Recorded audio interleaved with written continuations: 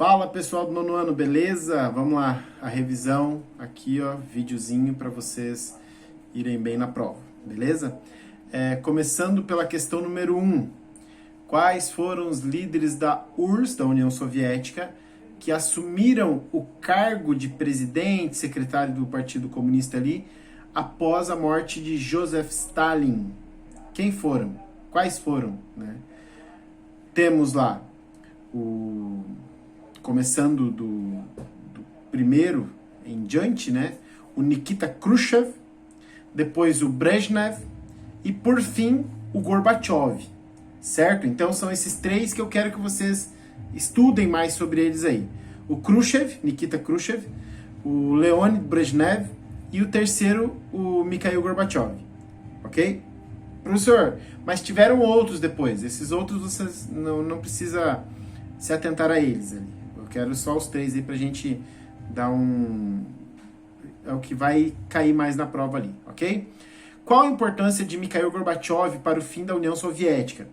Esse cara, ele foi o cara que restabeleceu a democracia e implantou novamente o capitalismo dentro da Rússia. O Gorbachev, ele vai criar a perestroika e a glasnost. O que são isso? O que é isso, professor? A perestroika vem do russo, significa o quê? Reestruturação econômica. Ou seja, o Gorbachev, a partir da perestroika, ele vai abrir a Rússia para a entrada de um mercado externo. Ou seja, como assim mercado externo? Empresas multinacionais podem se infiltrar agora, podem entrar na Rússia, antes não podia, certo? Então, é uma reestruturação econômica. Segundo ponto, glasnost. A glasnost, o significado dela é transparência política, certo? A partir da glasnost, então, a Rússia passa a ser uma democracia, ok? Beleza, bora lá para a próxima question. Qual foi o contexto histórico da criação do Estado de Israel? Eu rapidamente vou explicar para vocês aqui, certo? Ó, tudo começa lá com os filhos de Abraão, os dois filhos de Abraão, que são Ismael, né? E fugiu o nome do cara agora. E o Isaac, beleza? Então, Ismael e Isaac. Os dois são filhos de Abraão, do Abraham, né? Então, esses dois meninos, eles eram filhos de Abraão e eles seriam os pais de cada um seria pai de uma grande nação, certo? Então, os árabes são descendentes de Ismael, já os judeus, eles são descendentes de Isaac. Beleza, a história acontece, vai desenrolando a história, chegamos no ano 70 depois de Cristo. Os romanos tomam o estado de Judá, a Judéia, certo? E os judeus, eles se espalham pelo mundo. É a diáspora judaica, ok? Depois de um tempo, os árabes reconquistam esse território, certo? Quando eles reconquistam esse território, eles passam ali alguns anos, muitos anos, 700 anos, vamos dizer assim, dominando aquele território, onde fica a Palestina, onde ficava toda a Palestina. Só que lá no ano de 1947, a ONU decide dividir o Estado da Palestina em duas partes, onde uma parte seria o Estado de Israel para os judeus e a outra parte seria a Palestina para os árabes, ok? Então, a partir desse contexto é que começam as guerras entre Israel e Palestina, certo? Dentro das guerras entre Israel e Palestina, existem três que eu pedi para vocês estudarem ali, né? E aí, se a gente for lá na outra parte da nossa revisão, lá, eu acho que é no final, né? Ah, não. A próxima questão. Guerra do Yom Kippur, Guerra dos 6 Dias e Guerra da Intifada. O que significam essas três guerras, professor? Essas três guerras, primeiro. A Guerra do Yom Kippur. Ela é uma guerra que começou a partir do contexto onde os israelenses, né, eles estavam comemorando um dia, e é um dia sagrado para eles, é o dia do perdão. Então, nesse dia não deveria acontecer guerra, mas aconteceu, certo? E a Guerra dos 6 Dias foi uma guerra, a guerra de conquista do Estado da Palestina, certo? Que aconteceu no ano de 1947 ali, certo?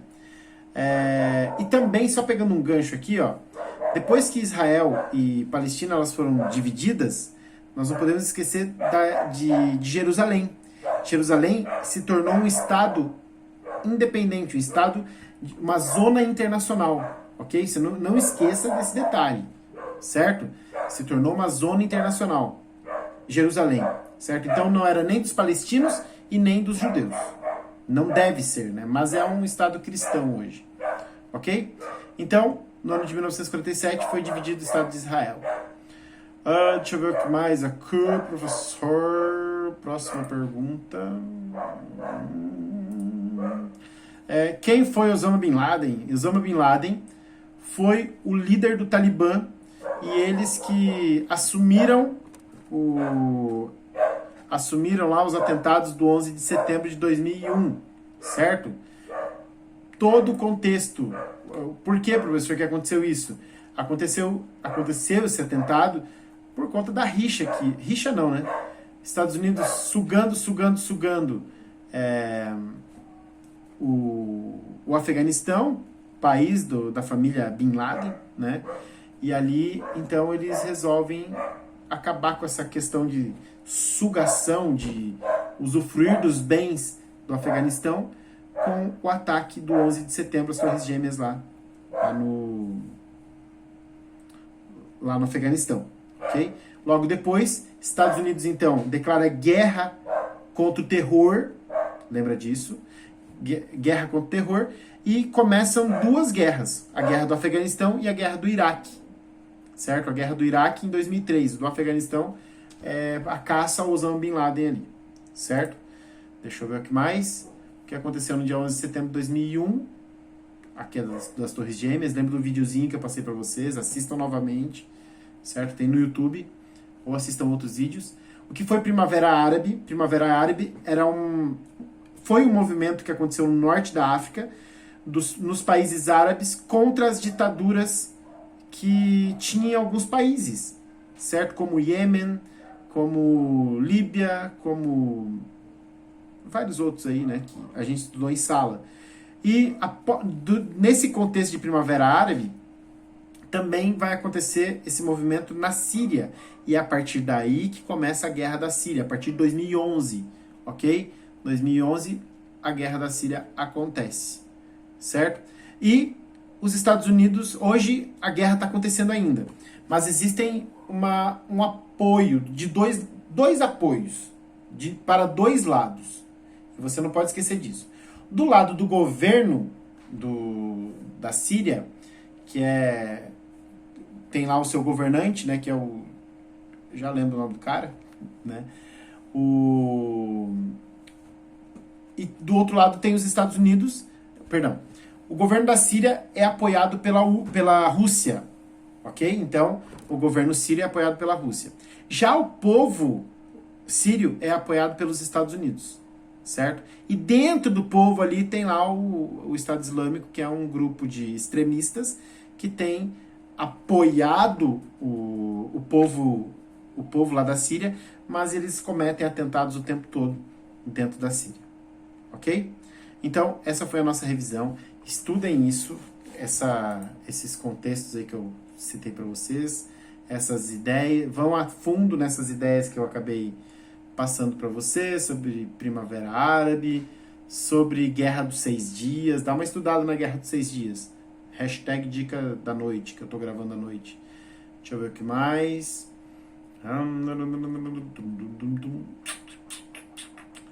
Sim, isso aí. Eu acredito que seja isso. Guerra árabe-israelense. E nada mais, tá bom? Então, nos vemos semana que vem na prova. Abraços.